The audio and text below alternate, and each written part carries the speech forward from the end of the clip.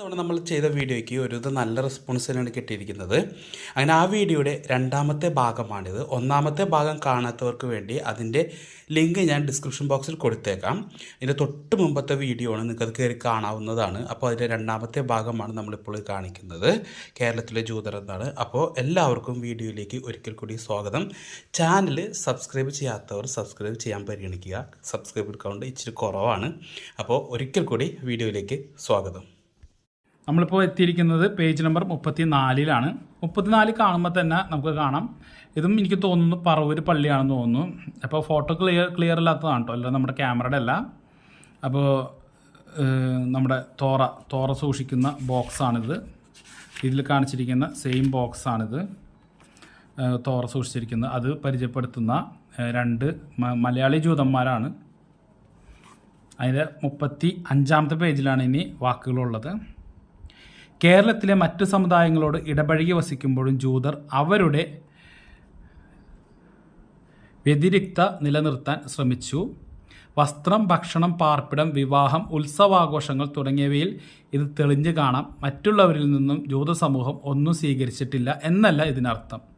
സ്വീകരിക്കുന്നവയെ തങ്ങളുടേതായ രീതിയിൽ മാറ്റിപ്പാർപ്പിക്കുന്നു, അഥവാ അവയ്ക്ക് ജൂതത്വം നൽകുന്നു എന്ന് പറയാം.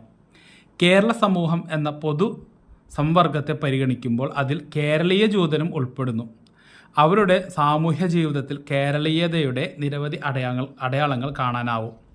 എന്നാൽ ജൂതസമൂഹം എന്ന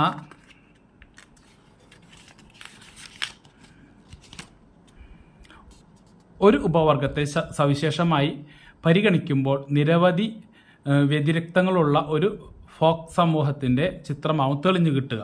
അതായത് ഇവരെങ്ങനെ താമസിച്ചാലും ഇവരുടെ ഒരു സിസ്റ്റം ഇവർ സൂക്ഷിച്ചിരുന്നു. അതിൻ്റെ കാരണം എന്ന് വെച്ചാൽ ഇവരിവിടെ താമസിക്കുമ്പോഴും ഇവരെന്തെങ്കിലും ഇസ്രായേലിൽ തിരിച്ചെത്തണമെന്നുള്ള ഒരു ത്വരയോടുകൂടിയാണ് ഇവർ താമസിച്ചിരുന്നത്. അതിൻ്റെ പേരിൽ തന്നെ വലിയ കമ്മിറ്റ്മെൻറ്റും കാര്യങ്ങളൊന്നും എവിടെയും ഉണ്ടാക്കാനായിട്ട് ഒരു ജൂതന്മാരും ഇറങ്ങി പുറപ്പെട്ടിട്ടില്ല. അടുത്തതാണ് ജൂതത്തെരുവ്. ജൂതർ പാർക്കുന്ന ഇടം ജൂതനഗരം അഥവാ ജൂതത്തെരുവ്, ജൂ ടൗൺ, ജൂ സ്ട്രീറ്റ്. അത് നമ്മുടെ ഫോട്ടോച്ചിലൊക്കെ ഉള്ള തന്നെ. തെരുവിൻ്റെ നിരപ്പുള്ള ഭാഗത്ത് കച്ചവട സ്ഥലം, പിന്നിൽ താമസ സ്ഥലം. ഇതായിരുന്നു ജൂതത്തെരുവിൻ്റെ ഘടന. അപ്പോൾ ഒരു തെരുവ്, അതിൻ്റെ ഫസ്റ്റ് ഭാഗത്ത് കച്ചവടം, അതിൻ്റെ പിന്നിൽ താമസം. ഇതായിരുന്നു ജൂതത്തെരുവിൻ്റെ ഘടന. ജൂതകേന്ദ്രങ്ങളെല്ലാം ഇത്തരം തെരുവുകൾ കാണാം. ജൂതരുടെ വീടുകൾക്കിടയിൽ മറ്റ് സമുദായക്കാരുടെ വീടുകൾ പ്രത്യക്ഷപ്പെടുന്നത് കേരളത്തിൽ വിരളമല്ല. ജൂത വീടുകൾ തിരിച്ചറിയാൻ ആലയ നിർമ്മാണ ശൈലി കൊണ്ട് കഴിയുമായിരുന്നില്ല. എന്നാൽ ഇതിന് വീടിൻ്റെ മുമ്പിലെ കൽവിളക്കും വാതിൽപ്പടിയിലെ മെസൂസ ഷദായ് ഉപകരിക്കും. മുളയോ ലോഹമോ കൊണ്ടുണ്ടാക്കിയ മെസൂസ പടിയിൽ ചേർത്തുറപ്പിക്കുന്നു. അതിനുള്ളിൽ തോറയിൽ നിന്നുള്ള 2 വാക്യങ്ങൾ എഴുതിയിട്ടുണ്ടാവും. വീട്ടിൽ നിന്ന് ഇറങ്ങുമ്പോഴും മടങ്ങി വരുമ്പോഴും മെസൂസ ചുംബിക്കുന്ന പതിവുണ്ടായിരുന്നു. ഹീബ്രു അധ്യാപകരാണ് മെസൂസ തയ്യാറാക്കിയിരുന്നത്. ചില കേരളീയ ജൂതകേന്ദ്രങ്ങളിൽ ദാവീദിൻ്റെ നക്ഷത്രവും അലങ്കാരമായി ഉപയോഗിച്ചു പോകുന്നു. മിക്ക ജൂത വീടുകളിലും 2 നിലകളിലുള്ളവയും വഴിയിലേക്ക് തുറക്കുന്നതുമായിരുന്നു അങ്ങാടികളുടെ പൊതുരീതിയാണിത്. താഴത്തെ നിലയിലാണ് പാചകവും ഊണും, മുകളിലത്തെ നിലയിലാണ് ഉറക്കം. പഴയ കാലത്ത് അടുക്കളയും മുറികളും മെഴുകിയവയായിരുന്നു. നിലത്തിരുന്നായിരുന്നു ഭക്ഷണം കഴിച്ചിരുന്നത്. ശാബത്ത് ദിവസം മാത്രം വെള്ള വിരിച്ച മേശ ഉപയോഗിക്കും. കാലം മാറിയപ്പോൾ ഈ രീതികൾ മാറി വന്നു. അപ്പോൾ ഇതിൽ പറയാനുള്ളതെന്ന് വെച്ച് കഴിഞ്ഞാൽ, മുസ്ലിങ്ങളുടേത് പോലെ തന്നെ ഭക്ഷണ കാര്യങ്ങളിൽ ജൂതന്മാർക്കുണ്ട് ചില ചിട്ടവട്ടങ്ങൾ. മുസ്ലിങ്ങൾക്ക് ഹലാൽ എന്ന് പറയുന്നത് പോലെ ജൂതന്മാർക്ക് കോഷർ എന്നൊരു സിസ്റ്റമുണ്ട്. ഈ കോഷർ സിസ്റ്റത്തിൽ ബ്ലഡ് ഇല്ലാത്ത ഇറച്ചികൾ, അതായത് കക്ക, പന്നിയിറച്ചി കൂട്ടില്ല കേട്ടോ, കക്ക, ചെമ്മീൻ, ഇതും നിഷിദ്ധമാണ്. പന്നിയിറച്ചി, പട്ടിയിറച്ചി, ഇതൊക്കെ നിഷിദ്ധമാണ് കേട്ടോ ഈ കോഷർ സിസ്റ്റത്തിൽ. മാത്രമല്ല അവർക്കൊരു റബ്ബി ചെന്ന് ദൈവനാമത്തിൽ അറുക്കുന്നു എന്ന് പറഞ്ഞ് അറുത്താലേ അത് കോഷറാവുള്ളൂ. ഈ സെയിം മുസ്ലിംക്കും ആ സിസ്റ്റം തന്നെയാണ്. ദൈവനാമത്തിൽ അറുക്കുന്നു എന്ന് പറഞ്ഞാൽ മാത്രമേ അത് ഹലാലാവുള്ളൂ. ഇതാണ് ജൂതരുടെ ഭക്ഷണ വിഭവങ്ങൾ. പസ്തേൽ, കുബ്ബ, മസ്സ. അപ്പോൾ നമ്മൾ ഹിച്ചൈക്കും നൊമാദിൻ്റെ വീഡിയോ കാണുമ്പോൾ കാണാം ഇവരെ മെയിൻ ബ്രെഡ് കാര്യങ്ങളൊക്കെയാണ്. അപ്പോൾ ഈ ജൂതഭക്ഷണത്തിൻ്റെ ഡീറ്റെയിൽ നമുക്ക് നോക്കാം. ഭക്ഷണ കാര്യത്തിൽ ജൂതർക്ക് സവിശേഷമായ ചിട്ടകളുണ്ട്. കോഷർ എന്നാണ് ഇത് അറിയപ്പെടുന്നത്. ഭക്ഷണ വസ്തുക്കൾ, ഭക്ഷണം പാകം ചെയ്യുന്ന രീതി തുടങ്ങിയവയെല്ലാം നിയന്ത്രിക്കുന്ന ഭക്ഷണ ചിട്ടയാണിത്. ജൂത കേന്ദ്രങ്ങളിലും ടൂറിസ്റ്റ് കേന്ദ്രങ്ങളിലും കോഷർ പാലിക്കുന്ന ഭക്ഷണശാലകൾ ഇക്കാര്യം പ്രത്യേകം രേഖപ്പെടുത്തിയിരിക്കണം. ഭക്ഷണവസ്തുക്കൾ വിൽക്കുന്നിടത്തും കോഷർ പാലിച്ചിട്ടുണ്ടോ എന്ന് മതാധികാരികളുടെ സർട്ടിഫിക്കറ്റ് ഉണ്ടാവണം. ശാബത്ത് ദിനത്തിലൊഴികെ ജൂതരുടെ ഭക്ഷണ രീതികൾ പൊതുവെ കേരളീയരുമായി ഒത്തുപോകുന്നു. അരി തന്നെ മുഖ്യ ഭക്ഷണം. വിനാഗിരിയും വാളംപുളിയും ഭക്ഷണത്തിൽ ധാരാളം ഉപയോഗിച്ചു പോന്നു. ശാബത്തിന് ഗോതമ്പപ്പം ഉണ്ടാക്കുന്നു. അനുഷ്ഠാനപരമായി പാനം ചെയ്യാൻ പ്രത്യേക വീഞ്ഞും തയ്യാറാക്കുന്നു. ശാബത്തിൽ പാചകം ചെയ്യാറില്ല. അരിയും തേങ്ങയും ഉള്ളിയും ഇറച്ചിയും ചേർത്ത് ഗ്ലാസും കാര്യങ്ങളൊക്കെയാണ് ജൂതന്മാർ ഉപയോഗിക്കുന്നത്. ഇറച്ചിയും തയ്യാറാക്കിയ കൂട്ട് ചൂടാറാത്ത അടുപ്പിൽ വെച്ച് ഉപയോഗിക്കുന്നു. അരിമാവിനുള്ളിൽ ഇറച്ചി നിറച്ച് പുഴുങ്ങിയെടുക്കുന്ന ഖുബ്ബ, മൈദയിൽ ഇറച്ചി നിറച്ച് എണ്ണയിൽ വറുത്തെടുക്കുന്ന ബസ്തേൽ, ബേക്ക് ചെയ്തുണ്ടാക്കുന്ന കല്ലപ്പം, ഉഴുന്നപ്പം എന്നിവയും ശാബത്ത് വിഭവങ്ങളാണ്. പെസഹ അപ്പം തയ്യാറാക്കുന്ന ജോലിയിൽ കുടുംബാംഗങ്ങൾ എല്ലാവരും പങ്കെടുത്തിരുന്നു. പുളിപ്പില്ലാതെ ശ്രദ്ധാപൂർവം തയ്യാറാക്കിയിരുന്ന മസ്സ എന്ന അപ്പം അനുഷ്ഠാനപരമായ മൂല്യമുള്ളതാണ്. പെസഹ വീഞ്ഞ് മുന്തിരി ഉപയോഗിച്ച് ഭരണിയിൽ പ്രാദേശികമായി തയ്യാറാക്കി വന്നു. നേർച്ച കഴിക്കൽ ചടങ്ങ് കേരള ജൂതരുടെ ഇടയിൽ ഉണ്ടായിരുന്നുവെന്ന് പഴമക്കാർ ഓർത്തെടുക്കുന്നുണ്ട്. നേർച്ച കഴിക്കുമ്പോൾ എവറായുടെ പാട്ട് പോലെയുള്ള പാട്ടുകളും പാടി വന്നു. നെഹ്മിയ മോത്ത എന്ന പുണ്യപുരുഷന്റെ ചരമദിനത്തിൽ കേരളത്തിൽ ജൂത സമൂഹം നേർച്ച കഴിച്ചിരുന്നതായി പറയപ്പെടുന്നു. യമനിൽ നിന്നും കൊച്ചിയിലെത്തിയ നെഹ്മിയ മോത്ത ഒരു ജൂത മിസ്റ്റിക്കും കവിയുമായിരുന്നു, കബാലിസ്റ്റ്. 1916 അന്തരിച്ച മോത്തയുടെ ഖബറിടം അത്ഭുത വൃത്തികളുടെ കേന്ദ്രമായിട്ടാണ് ജൂതരും മറ്റു സമുദായക്കാരും പരിഗണിക്കുന്നത്. കൊച്ചിയിലെ ജൂത ശ്മശാനത്തിൻ്റെ ഭാഗമായ ഖബറിടം സന്ദർശിക്കാൻ ഇപ്പോഴും സ്വദേശീയരും വിദേശീയരും എത്തുന്നുണ്ട്. കേരളത്തിലെ ആചാരങ്ങളിൽ നേർച്ചയ്ക്ക് പ്രത്യേക പ്രാധാന്യമുണ്ട്. ഹൈന്ദവ ആചാരങ്ങളിൽ പലതിലുള്ള നേർച്ചകൾ കാണാം. കേരളത്തിലെത്തിയ പോർച്ചുഗീസുകാർ കേരള ക്രൈസ്തവർ നേർച്ച നടത്തി വന്നിരുന്നുവെന്ന് രേഖപ്പെടുത്തിയിട്ടുണ്ട്. നേർച്ചയുടെ പ്രധാനപ്പെട്ട ഭാഗമാണ് നേർച്ച ഭക്ഷണം, നേർച്ചയൂട്ട്. ഇന്നും ഒരാചാരമായി കേരള സമൂഹത്തിൽ നിലനിൽക്കുന്നു. നാടോടി വഴക്കത്തിൽ ഇതിന് രൂപഭേദങ്ങൾ ഏറെ കാണാം. കേരളത്തിലെ മുസ്ലിം സമുദായവും കേരളീയ ശൈലിയിലുള്ള നേർച്ച അനുവർത്തിക്കുന്നവരാണ്. അപ്പോൾ ഇതാണ് പുണ്യാത്മാവ് നെഹ്മിയ മേത്തയുടെ ഖബറിടം. ഇത് വിളക്കാണ് കേട്ടോ, ജൂതർ ഉപയോഗിച്ചിരുന്ന വിളക്കാണത്. ജൂതരുടെ വിളക്കുകളും ജൂതരും അവരുടെ വിളക്കുകളും കേട്ടോ, ഒരു സെൻറ്റൻസാണ്. വെളിച്ചത്തിൻ്റെ പ്രതീകാത്മക ജൂത സമുദായം പരമാവധി പ്രയോജനപ്പെടുത്തുന്നു. പള്ളിയിലും വീട്ടിലും പലതരം വിളക്കുകൾ അനുഷ്ഠാനപരമായി ഉപയോഗിച്ചു. ശാബത്തിൻ്റെ തുടക്കം കുറിക്കാൻ വീട്ടുപടിക്കൽ കല്ല് വിളക്ക് തെളിയിക്കുന്ന പതിവുണ്ടായിരുന്നു. പള്ളിയിലെ ആർക്കിന് മുമ്പിലുള്ള നിത്യവിളക്കിൽ നിന്നും ദീപം പകരുന്ന ഏർപ്പാടും ഉണ്ടായിരുന്നു. ശാബത്തിൻ്റെ തുടക്കത്തിൽ സ്ത്രീകൾ വീട്ടിൽ ചട്ടോം വിളക്ക് കൊളുത്തി പ്രാർത്ഥന ചൊല്ലും. നിരനിരയായി വിളക്കുകൾ ചേർത്തുണ്ടാക്കുന്നതാണ് ഹുനൂക്ക വിളക്ക്. പാശ്ചാത്യ സമ്പർക്കത്തിൽ കണ്ണാടി തൂക്കുവിളക്കുകൾ ജൂത സമൂഹത്തിൽ പ്രചരിച്ചു. വൈദ്യുത വിളക്കുകൾ വന്നതോടുകൂടി ദീപം പകരുന്ന ചടങ്ങും മറ്റും ക്രമേണ ഇല്ലാതെയായി. മെഴുകുതിരികൾ പലയിടത്തും പ്രത്യക്ഷപ്പെട്ടു. ജൂത പെരുന്നാളുകൾ അടുത്തതാണ്, 39ാമത്തെ പേജാണ്. കേരളീയ ജൂതരുടെ ഏറ്റവും വിശേഷപ്പെട്ട പെരുന്നാളാണ് സിംഹത്തോറ. സൂക്കോത്ത് എന്ന കൂടാരപ്പെരുന്നാളിൻ്റെ തുടർച്ചയാണിത്. വേദച്ചുരുൾ വായിച്ച് പൂർത്തിയാക്കിയതിൻ്റെ സന്തോഷമാണ് ഇതിൽ പ്രകടമാക്കുന്നത്. വേദച്ചുരുൾ പതിവ് അറയിൽ നിന്നും പുറത്തെടുത്ത് പ്രത്യേകം തയ്യാറാക്കിയ മണാറ എന്ന കൂടാരത്തിൽ പ്രതിഷ്ഠിക്കുന്നു. നമ്മൾ നേരത്തെ കണ്ട ബോക്സിൻ്റെ പേരാണ് കേട്ടോ, മണാറ.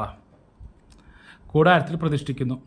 അണിയിച്ചൊരുക്കിയ മണാറ കാണാൻ എല്ലാവർക്കും തിരക്ക് കൂട്ടുന്ന ദിവസമാണിത്. ദീപങ്ങളും പൂമാലയും കൊണ്ട് എല്ലായിടവും അലങ്കരിക്കുന്നു. തോറച്ചുരുൾ വഹിച്ചുകൊണ്ടുള്ള പ്രദക്ഷിണവുമുണ്ട്. സിംഹത്തോറ പെരുന്നാൾ കേരളീയ ജൂതർ തികഞ്ഞ ഉത്സവലഹരിയിൽ ആഘോഷിച്ചു പോന്നു. ജൂതരുടെ വെളിച്ചത്തിൻ്റെ പെരുന്നാളാണ് ഹനൂക്ക. തിരിയിട്ട ഓട്ടുവിളക്കിൽ ദീപങ്ങൾ തെളിയിച്ച് ജൂതർ ഇത് ആഘോഷിക്കുന്നു. വിരുന്നും പൊടിപിടിക്കും. കേരളത്തിലെ ഹനൂക്ക പെരുന്നാൾ ദീപാവലിയോ കാർത്തികയോ പോലെ വീട്ടിലും തെരുവിലും പള്ളിയിലും പ്രകാശം പരത്തുന്നതായിരുന്നു.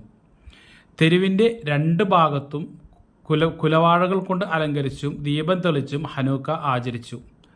പുല്ലും കച്ചിയും കൊണ്ടുണ്ടാക്കിയ കോലങ്ങൾ ബദ്രീസ്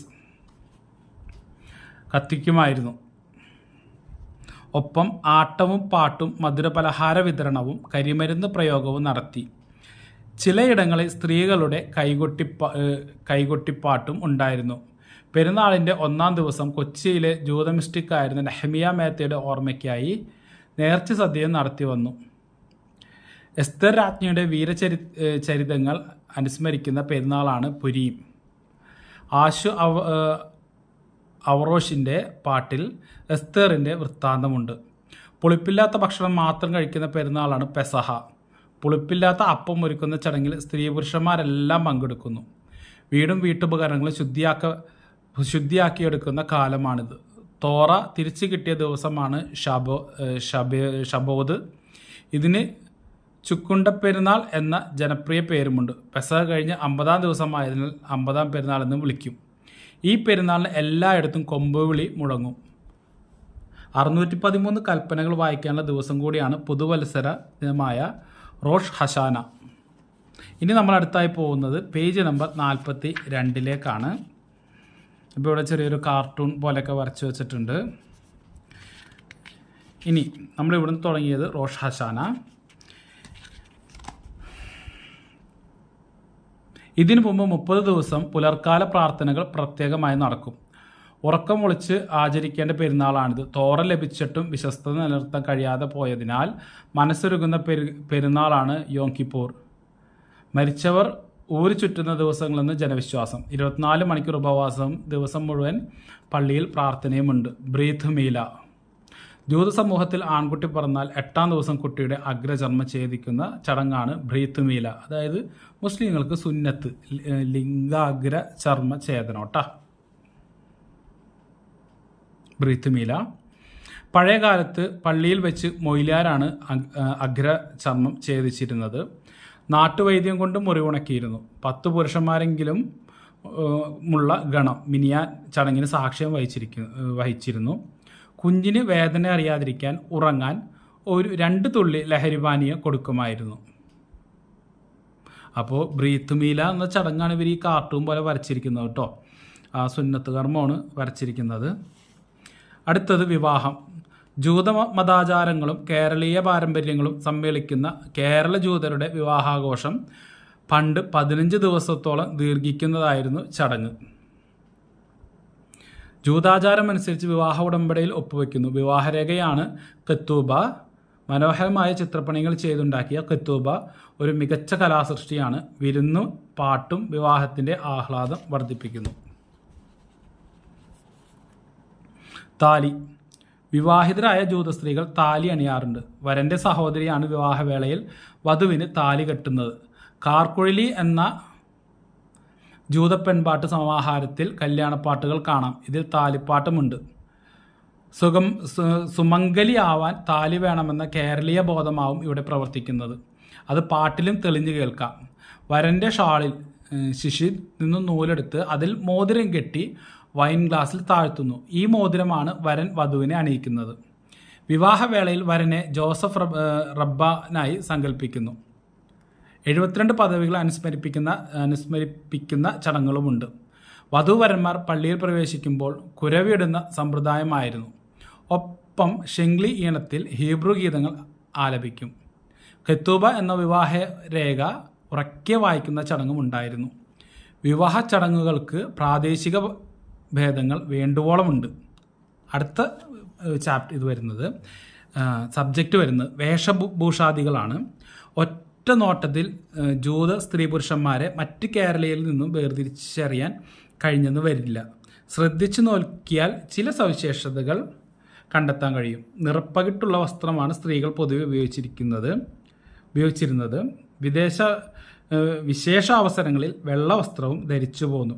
സ്ത്രീകൾ തന്നെയാണ് വസ്ത്രങ്ങളിൽ അലങ്കാരപ്പണികൾ ചെയ്ത് പോന്നിരുന്നത്. സ്ത്രീകൾ വീടിന് പുറത്ത് 2-ാം മുണ്ടും തലേക്കെട്ടുമായി തൂവാലയും ഉപയോഗിച്ചിരുന്നു. അതായത് 2-ാം മുണ്ടും തലേക്കെട്ടായിട്ട് ഒരു തൂവാലയും അവർ ഉപയോഗിച്ചിരുന്നു. പുരുഷന്മാർ ലുങ്കിയോ മുണ്ടോ ധരിച്ചു പോന്നു. ചില വേളകളിൽ കമ്മീശയും തൊപ്പി കൊണ്ട് ജൂത പുരുഷന്മാരെ തിരിച്ചറിയാം. പലപ്പോഴും തോളിലൊരു തുവാലയും ഉണ്ടായിരിക്കും. രണ്ടാമുണ്ട്. പ്രത്യേക സന്ദർഭങ്ങളിൽ കസവ് നേരിയതും ധരിച്ചിരുന്നു. കാലം മാറിയപ്പോൾ യൂറോപ്യൻ ശൈലിയിലുള്ള കുപ്പായവും കാൽക്കുപ്പായവും പ്രചാരത്തിലായി. കാൽക്കുപ്പായം എന്ന് പറഞ്ഞാൽ പാൻ്റാണ് കേട്ടോ. വിവാഹ അവസരത്തിൽ വധുവിന് പ്രത്യേക വേഷങ്ങളുണ്ട്. അലങ്കാരമങ്ക എന്ന പാട്ടിൽ ഇതിൻ്റെ വിവരണം കാണാം. വിവാഹത്തിൻ്റെ താലിയും മോതിരവും പ്രത്യേകമുണ്ട്. താലിമാല കല്ലുകൾ പതിപ്പിച്ച് മോടി പിടിപ്പിച്ചിരിക്കും. അലങ്കാരം മങ്ക എന്നത് ജൂത പെൺപാട്ടുകളിലെ വർണ്ണപ്പൊലിമയാർന്ന ഒരു ഇനമാണ്. അലങ്കാരമങ്ക ജൂത സ്ത്രീകളുടെ വേഷഭൂഷാദികളും ഭാവഹാദികളും രസകരമായി അവതരിപ്പിക്കപ്പെട്ടിരിക്കുന്ന അലങ്കാരമങ്ക ചൂടെ ചേർക്കുന്നു. അപ്പോൾ ഇത് ജൂതന്മാരുടെ ഡ്രസ്സാണ് കേട്ടോ. ഇത് ലേഡീസിൻ്റെ ഡ്രസ്സ്, ഇത് ജെൻസിൻ്റെ ഡ്രസ്സ്. തമ്പിരാൻ മൊയിമ്പ് തുണയായിരിക്കണം. അലങ്കാരം മങ്കന ആദരിച്ച് കാട്ടണം. അഴക ചേലയും കെട്ടിയെടുത്ത അരയിൽ അരിഞ്ഞാണം ഇട്ടാതും ആയതേ ചെർമ്മയിൽ ഉള്ളൊരു താക്കോൽ കൂട്ടവും കാതിൽ അലിക്കത്ത് ചതുരപ്പൂവ് തന്നിയിലെ കഴുത്തിൽ അനന്തമൊരു ഒത്ത ചവടിയും തലതന്നി മുടി വളപൂമാലയും വെച്ചു തങ്കത്ത കുലിപ്പൂ പാടകം തണ്ടയും. ഇത് മൊത്തം എനിക്ക് വായിക്കാൻ പറ്റില്ല കേട്ടോ. ഞാനിത് കറക്റ്റായിട്ട് കാണിക്കാം. ഇത് നിങ്ങൾ തന്നെ ഒന്ന് പോസ് ചെയ്ത് വായിച്ചെടുക്കുക. ജൂതമാപ്പിള. മാപ്പിള എന്ന ശീർഷകം ജൂതന്മാരെ പോലെ തന്നെ നസ്രാണികളും മുസ്ലിങ്ങളും ഉപയോഗിച്ചിരുന്നു. ജൂതമാപ്പിള, നസ്രാണി മാപ്പിള, ജോനക മാപ്പിള എന്നിങ്ങനെ മതഭേദം വ്യക്തമാക്കി പറയുന്ന രീതിയുമുണ്ട്. കേരളത്തിലെ നസ്രാണികളും ജൂതരും മുസ്ലിങ്ങളും മറുനാടുകളിൽ നിന്നും വ്യത്യസ്തരായി തങ്ങളുടെ മതപരമായ വ്യതിരിക്തതയും കേരളീയമായ തനിമയും ഒരേപോലെ നിലനിർത്തിയതിൻ്റെ സൂചന കൂടിയാണിത്. മാപ്പിള ശബ്ദത്തിൻ്റെ ഉൽപ്പത്തിയെപ്പറ്റി വിഭിന്ന അഭിപ്രായങ്ങളാണ് ഉള്ളത്. മഹാപിള്ളയാണ് മാപ്പിളയായി തീർന്നതെന്ന് ചിലർ സൂചിപ്പിക്കുമ്പോൾ മറ്റു ചിലർ മാർഗപ്പിള്ളയുടെ തദ്ഭവമായി മാപ്പിളയെ മനസ്സിലാക്കുന്നു. ബുദ്ധമതത്തോടും ക്രിസ്തുമതത്തോടും ബന്ധമുള്ള പദമാണ് മാർഗം. പക്ഷേ ഇതിനകത്ത് ഒരു കാര്യം കൂടി ഉണ്ട്. മാപ്പിള്ള എന്ന് വെച്ച് കഴിഞ്ഞാൽ അമ്മയുടെ മക്കൾ എന്നുള്ള രീതിയിലും മാപ്പിള്ള എന്ന് ഉപയോഗിക്കുന്നുണ്ട്. കാരണം അവിടെ നിന്നും വന്ന ആളുകൾ കല്യാണം കഴിച്ചത് ഇവിടെ നിന്നാണ്. അങ്ങനെ ഇവിടെ നിന്നുള്ള സ്ത്രീകളെ അമ്മ എന്നാണ്. തമിഴ് ടച്ചോടുകൂടി നമ്മൾ ലേഡീസിനെ തമിഴ്മാർ വിളിക്കുക പൊതുവെ അമ്മ എന്നാണ്. അപ്പോൾ ആ അമ്മയുടെ മക്കൾ എന്ന രീതിയിൽ മാപ്പിള എന്നൊരു ചെറിയൊരു രൂപം കൂടി ഉണ്ട് കേട്ടോ ഇതിന്. അത് ഇതിൽ രേഖപ്പെടുത്തിയിട്ടില്ല. 45-ാമത്തെ പേജിൽ തന്നെ ജൂത സ്ത്രീകളുടെ ജ്ഞാനവഴി. കേരളീയ ജൂത സ്ത്രീകൾ മതജ്ഞാനം നേടിയവരായിരുന്നു. ബൈബിൾ, ആരാധനാ സാഹിത്യം, മിദ്രാഷ് അതായത് ജൂതപുരാണം എന്നിവയിൽ അവർ വ്യാപരിച്ചു. സ്ത്രീകൾക്ക് ഇത്തരം വിജ്ഞാനം ഉണ്ടായിരുന്നു. അപ്പോൾ ഇതാണ് ആ ഒരു സെൻറ്റൻസ്.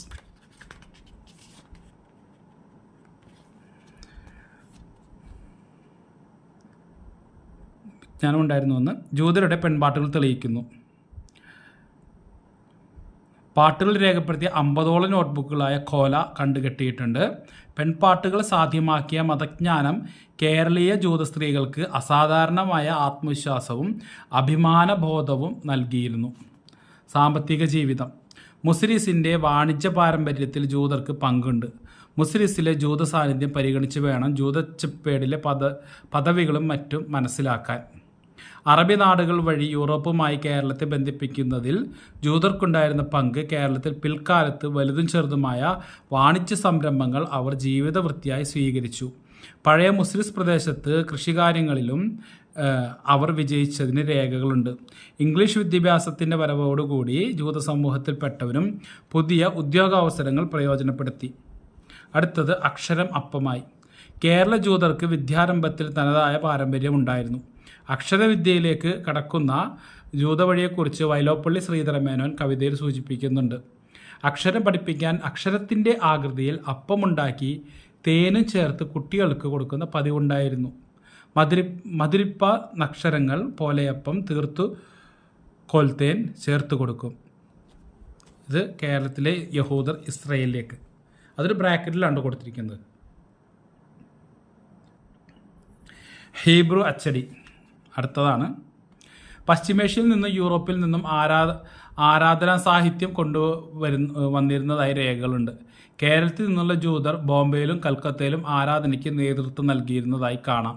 കൊച്ചിയിലെ ജൂതർ ബോംബെയിലും കൽക്കത്തയിലും ഹീബ്രു അച്ചടിശാലകൾ നടത്തിയിരുന്നു. കൊച്ചിയിലുണ്ടായിരുന്നു ഹീബ്രു അച്ചടി. ജൂതഗാന്ധി അബ്രഹാം ബരാക് സലേമിനെയാണ് ജൂതഗാന്ധി എന്നറിയപ്പെടുന്നത് കേട്ടോ. കേരള ജൂതർക്കിടയിൽ സാമൂഹ്യ പരിവർത്തനമായിരുന്നു അബ്രഹാം ബരാക് സലേം. വക്കീലും രാഷ്ട്രീയ പ്രവർത്തകനും തൊഴിലാളി നേതാവുമായിരുന്ന സലേം ജൂതർക്കിടയിലെ വർണ്ണവിവേചനത്തിനെതിരെ ശബ്ദമുയർത്തി. സ്റ്റേറ്റ് കോൺഗ്രസ് സെക്രട്ടറി ആയിരുന്ന അദ്ദേഹം 2 പ്രാവശ്യം കൊച്ചി നിയമസഭാ അംഗവുമായി. കൊച്ചിക്കാർ അദ്ദേഹത്തെ ജൂതഗാന്ധി എന്ന് വിളിച്ചു. ജൂതമലയാളം. ജൂതപ്പാട്ടുകൾ ജൂതമലയാളത്തിൻ്റെ അടിത്തറയാണ്. ചരിത്രം, ബൈബിൾ, കീർത്തനങ്ങൾ, വിനോദ ഗാനങ്ങൾ എന്നിവയെല്ലാം ഇതിൽപ്പെടും. ജൂതമത സാഹിത്യവുമായുള്ള പാഠാന്തര ബന്ധങ്ങൾ, ഈണങ്ങൾ, ഹീബ്രു പദങ്ങൾ, ജൂതസങ്കല്പനങ്ങൾ എന്നിവ കൊണ്ട് പൊതുമലയാളത്തിൽ നിന്ന് ജൂതമലയാളം വ്യതിരിക്തമാവുന്നു. വാമൊഴിയിലും വരമൊഴിയിലുമുണ്ട് ജൂതമലയാളം. അടുത്തത് ജൂതശ്മശാനമാണ്. ഓരോ സിനഗോഗ് സമൂഹത്തിലും ശ്മശാനമുണ്ടാവും. മരിച്ചവർ ജൂതവിശ്വാസം അനുസരിച്ച് കുഴിമാടങ്ങളിൽ വിശ്രമം കൊള്ളുകയാണ്. അതുകൊണ്ട് ഉയർപ്പ് ദിനം വരെ കുഴിമാടങ്ങൾ സംരക്ഷിക്കപ്പെടണം. കേരളമടക്കമുള്ള പ്രദേശങ്ങളിൽ ജൂതശ്മശാനങ്ങൾ മറ്റുള്ളവർ കയ്യേറുമ്പോൾ ജൂതർക്കുണ്ടാവുന്ന നൊമ്പരത്തെ ഈ പശ്ചാത്തലത്തിൽ വേണം മനസ്സിലാക്കാൻ. കാർക്കുളി 2005. ജൂതവിരോധികൾ ലോകത്തിൻ്റെ പല ഭാഗങ്ങളിലും ജൂതശ്മശാനങ്ങൾ കളങ്കപ്പെടുത്തി ജൂതവിരോധം പ്രകടിപ്പിക്കാറുണ്ട്. ജൂതപ്പാട്ടുകളിൽ മണ്ണിപ്പതക്കിയ ലോകരെ ചൊല്ലിയുള്ള ഉത്കണ്ഠകൾ കാണാം. അപ്പോൾ ഇത് ജൂതശ്മശാനം ആയിരിക്കണം കേട്ടോ. ഇത് ഇപ്പോൾ ഈ കാണിക്കുന്ന ഫോട്ടോ ജൂതശ്മശാനത്തിൻ്റെതായിരിക്കണം. ഈ കേരളം ഇതിൽ നിന്ന് വ്യത്യസ്തമാണ്. കേരളത്തിൽ സർക്കാർ സംവിധാനങ്ങളുടെ പിടിപ്പുകൊണ്ട് മാത്രമാണ് ജൂതശ്മശാനങ്ങൾ നശിപ്പിക്കപ്പെട്ടത്. ആളുകൾ വർഗീയത ഒന്നും ചെയ്തിട്ടില്ല കേട്ടോ. പിന്നെ പണ്ട് കാലത്ത് പിന്നെ വർഗീയത ഒന്നുമല്ല. ഇപ്പോൾ വീട് പണിയാൻ കല്ലിന് ഓരോന്നും പൊളിച്ചു കൊണ്ടുപോകുന്ന പതിവൊക്കെ ഉണ്ടായിരുന്നു. കൊടുങ്ങല്ലൂർ കോട്ട കാണിച്ചപ്പോൾ ഞാൻ പറഞ്ഞിരുന്നു. കൊടുങ്ങല്ലൂർ കോട്ടയിൽ എൻ്റെ അറിവിൽ എൻ്റെ ചെറുപ്പത്തിലെ കൊണ്ടുപോകുന്നത് ഞാൻ കണ്ടിട്ടുണ്ട്. ഇനി അടുത്ത ഇത് വരുന്നത് ജൂതർ എന്തുകൊണ്ട് മടങ്ങിപ്പോയി. 1950കളിൽ ജൂതർ കൂട്ടത്തോടെ ഇസ്രായേലിലേക്ക് മടങ്ങിപ്പോയി. ഇസ്രായേലിലേക്ക് മടങ്ങുക എന്നത് തലമുറകളായി ജൂതർ കാത്തു സൂക്ഷിച്ച സ്വപ്നമാണ്. നിരന്തര പ്രാർത്ഥനകളിലൂടെ ഇതിനായി അവർ വ്യഗ്രതപ്പെട്ടിരുന്നു. ജനിച്ചു വളർന്ന നാട്, പ്രവാസദേശം, ഇസ്രായേൽ സ്വന്തം ദേശം. ഈ സാഹചര്യത്തിലാണ് കേരള ജൂതർ കൂട്ടത്തോടെ ഇസ്രായേലിലേക്ക് മടങ്ങിപ്പോകുന്നത്. കേരളത്തിലെ യഹൂദർ ഇസ്രായേലിലേക്ക് എന്ന വൈലപ്പള്ളി ശ്രീധരമേനോൻ്റെ കവിത ഇത് വ്യക്തമാക്കുന്നു. പാട്ടിൻ്റെ പഠനവഴികൾ. ജൂതരുടെ മലയാളം പെൺപാട്ടുകളിലെ ഭാഷയും ഭാവവും കേരള തനിമ വെളിവാക്കുന്നു. എങ്കിലും ജൂതർ മടങ്ങിപ്പോകുമ്പോൾ ഇത് പൊതുസമൂഹത്തിൽ ശ്രദ്ധിക്കപ്പെട്ടിട്ടില്ല. ജൂതരുടെ പെൺപാട്ടുകളെക്കുറിച്ചും ജൂതചരിത്രത്തെക്കുറിച്ചും വിശദമായ പഠനം നടത്തിയ പ്രഥമ കേരളീയൻ പ്രൊഫസർ PM ജ്യൂസയാണ് ജ്യൂസയുടെ പഠനഗ്രന്ഥം കോഴിക്കോട് സർവകലാശാല പ്രസിദ്ധീകരിച്ചിട്ടുണ്ട്. ജൂതപ്പാട്ടുകളെക്കുറിച്ച് കഴിഞ്ഞ നൂറ്റാണ്ടിനിടയിൽ വിശദമായ പഠനങ്ങൾ നടന്നു. Ruby Daniel, Shirley Isenberg, doctor Barbara Johnson, Marcia Wallerstein എന്നിവരുടെ പഠനങ്ങൾ ശ്രദ്ധേയമാണ്. ഡോക്ടർ സ്കറിയ സക്കറിയ, ഒഫീറ ഗംലിയെ ചേർന്ന് തയ്യാറാക്കിയ കാർക്കുഴലി പെൺപാട്ടുകളുടെ സമാഹാരമാണ്. ഇത് ജെറുസലേമിലെ ബെൻസ്വി ഇൻസ്റ്റിറ്റ്യൂട്ട് പ്രസിദ്ധീകരിച്ചിട്ടുണ്ട്. പെൺപാട്ടുകളുടെ തർജ്ജമകൾ ഇംഗ്ലീഷിലും ഹീബ്രുവിലും ജർമ്മനിയിലും ലഭ്യമാണ്. ജെറുസലേമിലെ ജൂത സംഗീത കേന്ദ്രം പാട്ടുകളുടെയും ഇംഗ്ലീഷ് പരിഭാഷയുടെയും CD പുറത്തിറക്കിയിട്ടുണ്ട്. അപ്പോൾ ഇത് ആ ഒരു ഇതിൽ ആളുകൾ നൃത്തം ചെയ്യുന്നതായിരിക്കണം. ഇതാണ് വൃക്ഷരൂപത്തിലുള്ള വിളക്ക്. ഇതാ മരത്തിലുള്ള കൊത്തുപണിയാണ് കേട്ടോ ഈ കാണിച്ചിരിക്കുന്നത്. ജൂതപ്പള്ളി മ്യൂസിയങ്ങൾ. 2000 വർഷത്തോളം കേരളത്തിൽ പ്രവാസികളായ ജൂതർ കേരള സംസ്കാരത്തിൽ നൽകിയ മുദ്രകൾ തേടിപ്പിടിച്ച് അവതരിപ്പിക്കാനുള്ള ശ്രമം ഇന്നും സജീവമാണ്. മുസ്ലിസ് പൈതൃക പദ്ധതിയുടെ ഭാഗമായ മ്യൂസിയങ്ങൾ, പ്രസിദ്ധീകരണങ്ങൾ എന്നിവയിൽ ഈ കൗതുകം പ്രകടമാകുന്നുണ്ട്. മതഭേദങ്ങൾ കേരളത്തിൻ്റെ സാംസ്കാരിക വൈവിധ്യത്തിനും സമൃദ്ധിക്കും പ്രയോജനപ്പെട്ടുവെന്നതിൻ്റെ ഉദാഹരണങ്ങളിൽ ഒന്നാണ് കേരളത്തിൻ്റെ ജൂത പാരമ്പര്യം. കേരളത്തിൻ്റെ സാംസ്കാരിക വൈവിധ്യ സമൃദ്ധി തിരിച്ചറിയാൻ ജൂത പൈതൃക അവതരണം ഉപകരിക്കും. മുസ്ലിസ് പൈതൃക പദ്ധതിയുടെ ഭാഗമായി പറവൂരിലെയും ചേന്നമംഗലത്തെയും ജൂതപ്പള്ളികളെ മ്യൂസിയങ്ങളായി മാറ്റുകയാണ്. ഈ 2 ജൂതപ്പള്ളി മ്യൂസിയങ്ങളിലൂടെ കേരളവും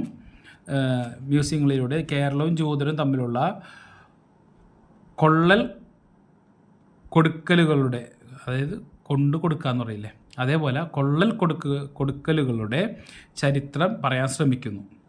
ഇനി പറവൂർ ജൂതപ്പള്ളി മ്യൂസിയം. കേരളത്തിലെ ജൂത സാന്നിധ്യം അടയാളപ്പെടുത്തുന്നവയാണ് ചെറുതും വലുതും പഴയതും പുതിയതുമായ ജൂതപ്പള്ളികൾ, വിദേശ സഞ്ചാരികളുടെ കുറിപ്പുകൾ, ജൂതപ്പെൺ പാട്ടുകൾ, അങ്ങിങ്ങ് കാണുന്ന ശിലാലിഖിതങ്ങൾ തുടങ്ങിയവയാണ് കൈച്ചൂണ്ടികൾ. ഇന്ന് അവശേഷിക്കുന്ന ജൂതപ്പള്ളികളിൽ സുദീർഘമായ പാരമ്പര്യം തുടിക്കുന്നതാണ് പറവൂരിലെ പള്ളി. പൊതുവർഷം 1164 മുതൽ പലവട്ടം പുതുക്കിപ്പണിതാണ് പറവൂർ ജൂതപ്പള്ളി. ഇക്കാര്യം അവിടെയുള്ള ഒരു കൽപ്പലകയിൽ കുറിച്ചു വച്ചിട്ടുണ്ട്. അതിലെ വർഷം 1586 എന്നും 1616 എന്നും വായിച്ചെടുക്കുന്നു. ക്രൈസ്തവ കലണ്ടറിന് 3760 കൊല്ലം മുമ്പെന്ന് കരുതപ്പെടുന്ന ലോകസൃഷ്ടിയോടെ ജൂത കലണ്ടർ അഥവാ ഹീബ്രു കലണ്ടർ തുടങ്ങുന്നു. ഹീബ്രുവിലെ ഓരോ അക്ഷരത്തിലും സവിശേഷ മൂല്യമുണ്ട്. ഇതുകൂടി പരിഗണിച്ചാണ് ജൂതശിലകളിലെ അക്കങ്ങൾ വായിച്ചെടുക്കുന്നത്. ജൂതപ്പള്ളിയുടെ സാംസ്കാരിക പശ്ചാത്തലവും ചരിത്ര പശ്ചാത്തലവും കേരളീയ കാഴ്ചപ്പാടുകളിലൂടെ അവതരിപ്പിക്കാവുന്നതാണ്. പറവൂർ ജൂതപ്പള്ളി മ്യൂസിയം കേരള ജൂത പാരമ്പര്യമാണ്.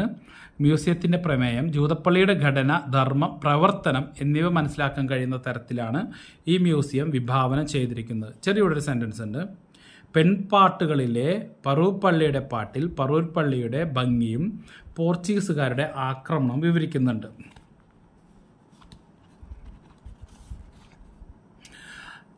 ആഗോള ജൂത പൈതൃകമല്ല, കേരള ജൂത പൈതൃകമാണ് ഈ മ്യൂസിയത്തിലെ ആഖ്യാനങ്ങളിലൂടെ തെളിഞ്ഞു വരിക. വിദേശത്തു നിന്നും സ്വദേശത്തു നിന്നും എത്തുന്ന വിജ്ഞാന കുതുകികളായ കാഴ്ചക്കാർക്ക് കേരളീയമായ കാഴ്ചപ്പാടിൻ്റെയും ഉപദാനങ്ങളുടെയും സവിശേഷത കൊണ്ട് ഈ മ്യൂസിയം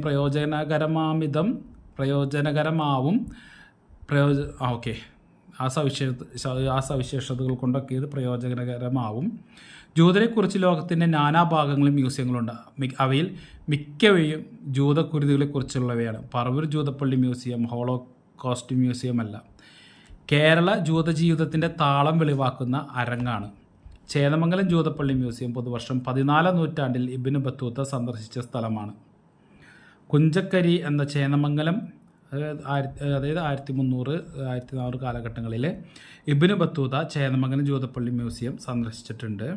കുഞ്ചക്കരി എന്ന ചേന്നമംഗലം കുന്നിൻപുറത്തെ രാജകൊട്ടാരത്തിന് ചുറ്റുമായി ക്ഷേത്രവും മുസ്ലിം പള്ളിയും ജൂതപ്പള്ളിയും നിർമ്മിച്ചു എന്നാണ് ഐതിഹ്യം.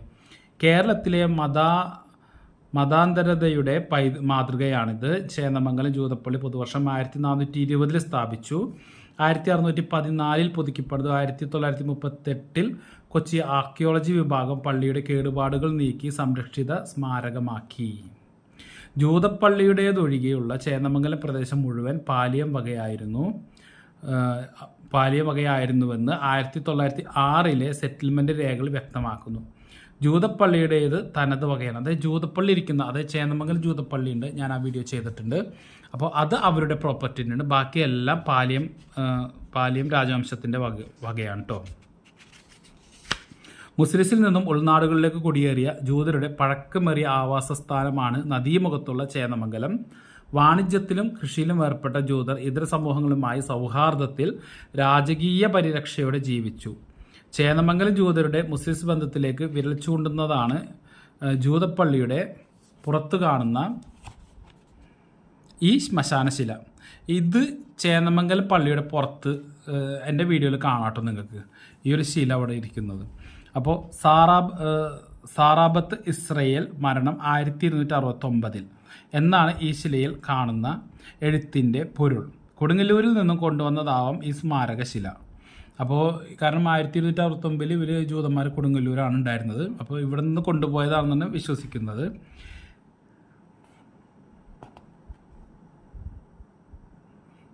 ഇപ്പോൾ നല്ല പെയിൻ്റൊക്കെ അടിച്ച് നല്ല ഭംഗിയിൽ നിർത്തിയിട്ടുണ്ട് കേട്ടോ. കേരളത്തിലെ ജൂതർ ഇവിടുത്തെ മറ്റ് സമുദായങ്ങളുമായി ഉറ്റ സമ്പർക്കത്തിലാണ് ജീവിച്ചിരുന്നതെങ്കിലും തങ്ങളുടെ വ്യക്തിരിക്തത നിലനിർത്തിയിരുന്നു. ജൂത ജീവിതത്തിൻ്റെ വ്യക്തിരിക്തത വെളിവാക്കുന്നതാണ് ചേന്നമംഗലം ജൂതപ്പള്ളി മ്യൂസിയത്തിലൂടെ ശ്രമിക്കുന്നത്. ജൂത ജീവിത ശൈലി അവതരിപ്പിക്കുന്നുവെന്ന് പറയാം. മറ്റുള്ളവരോട് സമ്പർക്കത്തിൽ കഴിയുമ്പോഴും വ്യക്തിരിക്തത നിലനിർത്തുന്ന ജൂതജീവിതത്തിൻ്റെ ചില മുഖങ്ങൾ ഈ മ്യൂസിയം അനാവരണം ചെയ്യുന്നു. അടുത്ത വർഷം ജെറുസലേമിൽ. കേരളത്തിൽ കേരളീയരോടൊത്ത് നൂറ്റാണ്ടുകളോളം കഴിഞ്ഞ ജൂതരുടെ മഹാസ്വപ്നമായിരുന്നു ജെറുസലേമിൽ ഒത്തുകൂടുക എന്നത്. അടുത്ത വർഷം ജെറുസലേമിൽ കാണാമെന്നതാണ് ജൂതൻ്റെ നല്ല വിടവാങ്ങൽ മൊഴി. കേരളത്തിൽ അവർ സ്വസ്ഥരായി കഴിയുമ്പോഴും ഇസ്രയേൽ എന്ന വാഗ്ദത്ത ഭൂമി മനസ്സിലുണ്ടായിരുന്നു. ഇന്നത്തെ ഇസ്രയേൽ രാഷ്ട്രം 1948 രൂപം കൊണ്ടപ്പോൾ എന്തുകൊണ്ട് കേരളീയ ജൂതർ അവിടേക്ക് കുടിയേറി എന്ന് സംശയിക്കുന്നവരുണ്ട്. ഈ വിവരങ്ങൾ കൃത്യമായി തിരിച്ചറിഞ്ഞ മലയാളിയുടെ സ്വരമാണ് വൈലോപ്പള്ളി ശ്രീധരമേനോൻ്റെ കേരളത്തിലെ യഹൂദർ ഇസ്രായേലിലേക്ക് എന്ന കവിത. ആ കവിതയാണ് ഇവിടെ കൊടുത്തിരിക്കുന്നത്. ഇവിടെ വൈലോപ്പള്ളി ശ്രീധരമേനോൻ്റെ ഒരു ഫോട്ടോ ഉണ്ട്. മുഖ്യ പുരാതന ദീർഘദർശികളും താടി നീണ്ടോരിക്കടലും പ്രവചിച്ച മാതിരി തന്നെ ഈശ്വരന് നന്ദി. ഞങ്ങളീ യഹൂദർ പോകയായി ശാശ്വത വിശ്രമസ്ഥാനം ഇസ്രായേൽ പോകാൻ അശ്രുദ്ര കാൺമോ ഞങ്ങൾ കേരളമേ വിട നൽകാൻ പച്ചയാം തെങ്ങോല വീശി നിൽക്കയല്ലോ നീ. പണ്ട് പിതൃഭൂമിയിൽ നിന്നും പുറന്തള്ളപ്പെട്ടു പുകഴ്ക്കൊണ്ടു സംസ്കാരത്തിൻ്റെ വാണിഭമേറ്റി കാറ്റുകൾ കളിപ്പാട്ടമായ പായക്കപ്പലേറി കാവൽ നിൽക്കും താരകൾ തൻ സൂചന നോക്കി ഗിന്നരസ്മകുല പൂർവർ വന്നണഞ്ഞു കർത്തൂരു പൊന്നുകായ്ക്കും കേരളമേ നിൻ മടിത്തട്ടിൽ നിർബാല എന്തൊരു ധാര ചരിതൻ എന്തൊരു സൗജന്യശീലർ നിൻ ജന അജ്ഞസ ഞങ്ങൾ. കുറേ കാലങ്ങൾക്ക് ശേഷം കവിത വായിക്കുന്നത് കേട്ടോ.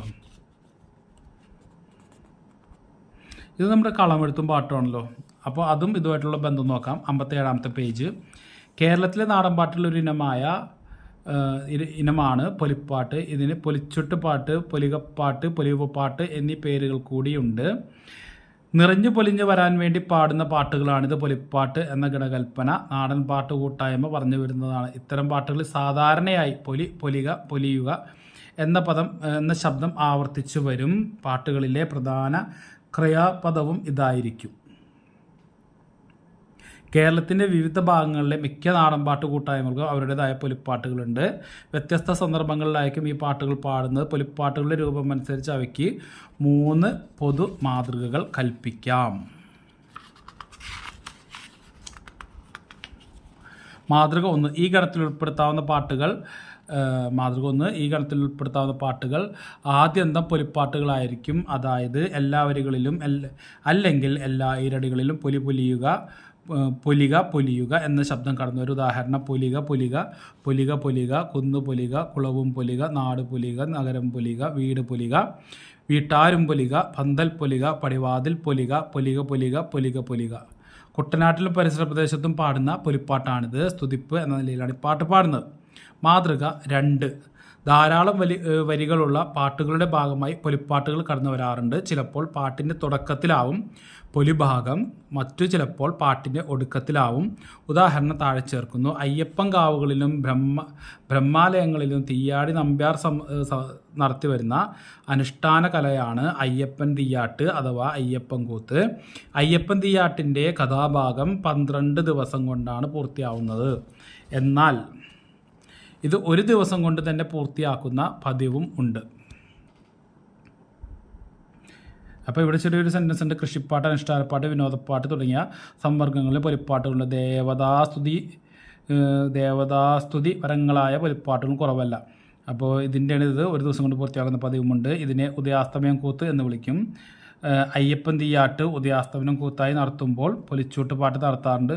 ശ്രീഭൂതനാഥൻ്റെ ജനനം വാഴ്ത്തി സ്തുതിക്കുന്ന ലഘുഗാനമാണിത്. ഗർഭവർണ്ണനായാണ് പാട്ടിൻ്റെ ആദ്യ ഭാഗം. കുട്ടി ജനിച്ചപ്പോൾ കാണാമെന്ന ശിവൻ പ്രസാദിച്ചു. ഈ സന്ദർഭത്തിന് ശേഷമാണ് പൊലി തുടങ്ങുന്നത്. പൊലിയ, ചിറശ്ശിപ്പൊലിയ, പൊലിയ, പേരശ്ശിപ്പൊലിയ, പൊലിയ, കൺവർ പൊലിയ, കേട്ടവർ പൊലിയ. അപ്പോൾ ഇതാണ് മാതൃക 2 വരുന്നത്.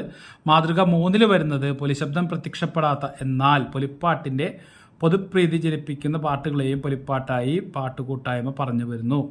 ഉത്തര കേരളത്തിലെ പുലയരുടെ അനുഷ്ഠാന നാഗമാണ് കലശം. പൊലിപ്പാട്ട് തെയ്യാട്ടത്തിന് തലേ ദിവസം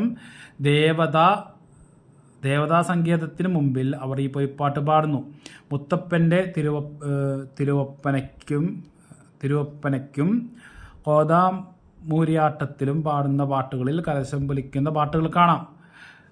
കരുവാ മകനൊരു കത്തി കൊടുത്തു, തച്ചൻ മകനൊരു പിട്ടൽ കൊടുത്തു, ഒണ്ടയും കത്തിയും പിട്ടലുമായി 2 കിതച്ചവൻ മട്ടലോടെത്തി, 3 കിതച്ചവൻ കൊലയോടടുത്തു, ചുണ്ടുമുറിച്ചവനാണിയും മേടി, പാനി കമ്പിച്ചവൻ കുത്തന കീഞ്ഞു. ഇതൊക്കെ മലയാളം, പണ്ടത്തെ മലയാളം കേട്ടോ, അർത്ഥമൊന്നും എനിക്കറിയാൻ പാടില്ല. അതിൻ്റെ ബാക്കിയാണ്. പിറ്റന്നാൾ നേരം പുലരുന്ന കാലം, ഇവിടെയാണ് ഫുള്ള് വരുന്നത്. പിറ്റന്നാൾ നേരം പുലരുന്ന കാലം, കള്ളല്ല മുക്കുടം പൊഴിയുന്നു തോഴ, കളമ്പാട്ട് കൊന്ത്രാമ്പാട്ട് തുടങ്ങിയവയിലെ പൊലിച്ചുപാട്ടുകൾ പാട്ടുകാർക്ക് വരുമാനമുണ്ടാക്കുകയും ശ്രോതാക്കൾക്ക് വിനോദം നൽകുകയും ചെയ്യും. പുള്ളവരുടെ പൊലിച്ചുപാട്ടായ കറ്റപ്പാട്ടിൽ വിത്തും വിളയും പൊലിയാൻ ആവശ്യപ്പെടുന്നു. ഓണക്കാലത്ത് പെൺകുട്ടികൾ പൂപ്പൊലിപ്പാട്ടുകൾ പാടാറുണ്ട്. കല്യാണപ്പാട്ടുകളിൽ, മംഗലം പാട്ടുകളിൽ പൊലിച്ചുപാട്ടുകളും ഉൾപ്പെടും. വിവാഹാദി അടിയന്തരങ്ങൾക്ക് ബന്ധുമിത്രാദികൾ പണം പൊലിക്കുമ്പോൾ പൊലിവ് പാട്ട് പാടുക എന്ന ചില സമുദായക്കാരുടെ ആചാരമാണ്. തീയർ, പുലിയർ മുതലായ സമുദായക്കാരുടെ ഇടയിൽ വിവാഹത്തിന് പന്തലിൽ അമ്മികൾ ഇട്ട് അരയ്ക്കുമ്പോൾ സ്ത്രീകൾ പൊലിപ്പാട്ട് പാടും. ബ്രാഹ്മണിപ്പാട്ട്, പാനങ്കേളി എന്നിവയിലും പൊലിച്ചിപ്പാട്ടുകളുണ്ട്. MV വിഷ്ണു നമ്പൂതിരി ആണ് ഇത് മെൻഷൻ ചെയ്തിരിക്കുന്നത്. കോതാമൂരിയാട്ടം എന്ന കാർഷിക നൃത്തത്തിൽ മദ്യം, വിത്ത്, പശു, പൂവ് മുതലായവയെക്കുറിച്ചുള്ള പൊലിച്ചുപാട്ടുകൾ പാടാറുണ്ട്. വിത്തുപൊലിപ്പാട്ടിൽ അനേകം വിത്തുകളുടെ പേരുകൾ പറയുന്നുണ്ട്. പശുവിനെ കൊണ്ടുള്ള ഉപകാരങ്ങൾ പാടിപ്പുകഴ്ത്തുന്നതാണ് പശുപൊലിപ്പാട്ട്. എല്ലാ തോറ്റം പാട്ടുകളിലും പൊതുവെ കാണുന്നൊരു ഘടകമാണ് പൊലിച്ചുപാട്ട്. ജൂതരുടെ പൊലിപ്പാട്ടുകൾ. ജൂതരുടെ മലയാളം പെൺപാട്ടുകൾ സമാഹരിച്ചിരിക്കുന്ന കാർക്കുഴലി, എഫേഫിയ എന്ന ഗ്രന്ഥത്തിൽ ചേർത്തിരിക്കുന്ന 3 പാട്ടുകൾ നമ്പർ യഥാക്രമം 44, 45, 46 പൊലിപ്പാട്ടുകളാണ്. പൊലിക പൊലിയ എന്ന തലക്കെട്ടോടെ ചേർത്തിരിക്കുന്ന പാട്ട് കൊച്ചിയിൽ വ്യാപകമായി പ്രചരിച്ചിരുന്നതായി പാട്ടുകളുടെ സംവാദകനും പഠിതാവുമായ ഡോക്ടർ സ്കറിയ സക്കറിയ രേഖപ്പെടുത്തുന്നു. മറ്റു സ്ഥലങ്ങളിലും ഈ പാട്ടുണ്ടായിരുന്നിരിക്കണം. 45, 46 എന്നീ നമ്പറുകളിൽ ചേർത്തിരിക്കുന്ന പാട്ടുകൾ അതിൻ്റെ സൂചനയാണ് നൽകുന്നത്. പാഠഭേദങ്ങളായി അവയെ പരിഗണിക്കാൻ കഴിയും. വാശിപ്പാട്ട് എന്ന ഗണത്തിൽപ്പെടുന്നവയാണ് ഈ പാട്ടുകൾ. വിവാഹാചാരവുമായി ബന്ധപ്പെട്ടാണ് വാശിപ്പാട്ട് പാടുന്നത്. വധൂവരന്മാരുടെ സാന്നിധ്യത്തിൽ നടക്കുന്ന പൊതുസൽക്കാരത്തിൽ സ്ത്രീകൾ 2 ഗണമായി തിരിഞ്ഞാണ് വാശിപ്പാട്ടുകൾ പാടുന്നത്.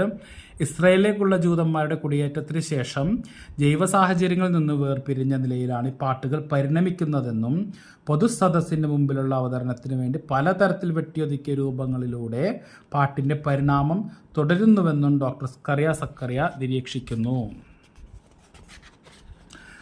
ജൂതരുടെ പെൺപൊലിപ്പാട്ടുകൾ, വാശിപ്പാട്ടുകൾ ചുവടെ ചേർക്കുന്നു. പുലിക പൊലിയട കല്യാണപ്പന്തലിൽ താൻ പുലിക പോയി പൊലിക, ചെയ്യേന്തിരത്താൻ പൊലിക, എണ്ണത്തിൽ പൊലികട. കംപ്ലീറ്റ് വായിക്കാൻ പറ്റില്ല കേട്ടോ. ഞാൻ എന്തായാലും ഒന്ന് കറക്റ്റായിട്ട് അത് ഇതിലൂടെ ഒന്ന് കാണിക്കുന്നുണ്ട്. നിങ്ങൾക്കിത് പോസ്റ്റ് ചെയ്താൽ നിങ്ങൾക്ക് വായിച്ച് തീർക്കാം കേട്ടോ. അടുത്ത ഇത് വരുന്നത് പൊലിപ്പാട്ടിൻ്റെ കേരളീയതയാണ്. കേരളത്തിൽ നാടൻപാട്ടുകൾ കാണുന്ന സവിശേഷ ഇനമാണ് പൊലിപ്പാട്ട്. വിവിധ ദേശകൂട്ടായ്മകൾക്കും മതകൂട്ടായ്മകൾക്കും ജാതി കൂട്ടായ്മകൾക്കും അവരുടേതായ പൊലിപ്പാട്ടുകളുണ്ട്. എന്നാൽ ഇവയ്ക്കെല്ലാം പൊതുവായ ഒരു കേരളീയ മാതൃകകളുണ്ട്. ജൂതരുടെ പൊലിപ്പാട്ടുകളും ഈ പൊതു മാതൃകയോടൊത്തു പോകുന്നതാണ്. കേരളത്തിലെ മറ്റു സമൂഹത്തിൻ്റെ പാട്ടുകളിലുള്ള വരികളോ പദാവലികളോ സവിശേഷ പദങ്ങളോ ജൂതപ്പാട്ടുകളിൽ കാണാം. മാപ്പിളപ്പാട്ടുകൾ, നസ്രാണിപ്പാട്ടുകൾ, തീരദേശത്തെ കർഷക തൊഴിലാളികളുടെ പാട്ടുകൾ എന്നിവയുമായും ഭാഷയിലും സംഗീതത്തിലും ജൂതപ്പാട്ടുകൾ നിസ്സാരമല്ലാത്ത അടുപ്പമുണ്ട്. തോറ്റംപാട്ട്, വടക്കംപാട്ട് എന്നിവയിലെ ചില പ്രയോഗവിശേഷങ്ങളും ഈണങ്ങളും വരെ ജൂതപ്പാട്ടുകളിൽ കേൾക്കാം. ഇത്തരം പാഠമിശ്രണം കേരളത്തിലെ സംസ്കാര സങ്കലന ബഹളത്തിൻ്റെ ഭാഗമായി വേണം വിശദീകരിക്കാനും വ്യാഖ്യാനിക്കാനുമെന്ന് സാംസ്കാരിക ചരിത്രകാരൻ ഡോക്ടർ സ്കറിയ സക്കറിയ അഭിപ്രായപ്പെടുന്നു. അപ്പോൾ ഈ ബുക്ക് ഇതോടുകൂടി അവസാനിക്കുകയാണ്. ഇതാണ് ബുക്ക് വരുന്നത്.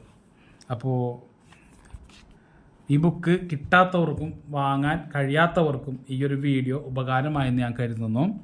ഈ ബുക്ക് പ്രസിദ്ധീകരിച്ചിരിക്കുന്നത് കേരള സംസ്ഥാന ബാലസാഹിത്യ ഇൻസ്റ്റിറ്റ്യൂട്ടാണ് പ്രസിദ്ധീകരിച്ചിരിക്കുന്നത്. കേരളത്തിലെ ജൂതർ ആരായിരുന്നു, എന്തായിരുന്നു, ഏകദേശം ഒരു ഊഹം എല്ലാവർക്കും കിട്ടിയിട്ടുണ്ടാവുമെന്ന് പ്രതീക്ഷിക്കുന്നു. അപ്പോൾ ഇന്നത്തെ വീഡിയോ ഇതോടുകൂടി വൈൻഡപ്പ് ചെയ്യാണ്. അപ്പോൾ ഇതിനെക്കുറിച്ചുള്ള അഭിപ്രായങ്ങൾ കമൻറ്റ് ചെയ്യാം. അപ്പോൾ വീഡിയോ ഇഷ്ടപ്പെട്ടാൽ നിങ്ങളൊന്ന് ലൈക്ക് ചെയ്യാം. ചാനൽ സബ്സ്ക്രൈബ് ചെയ്യുന്ന കാര്യങ്ങളൊന്ന് പരിഗണിക്കാം. അപ്പോൾ ഇത്ര നേരം വീഡിയോ കണ്ട എല്ലാവർക്കും നന്ദി. അടുത്തൊരു നല്ലൊരു വീഡിയോയിൽ കാണാമെന്ന ശുഭപ്രതീക്ഷയോടെ താങ്ക്സ് ഫോർ വാച്ചിങ്.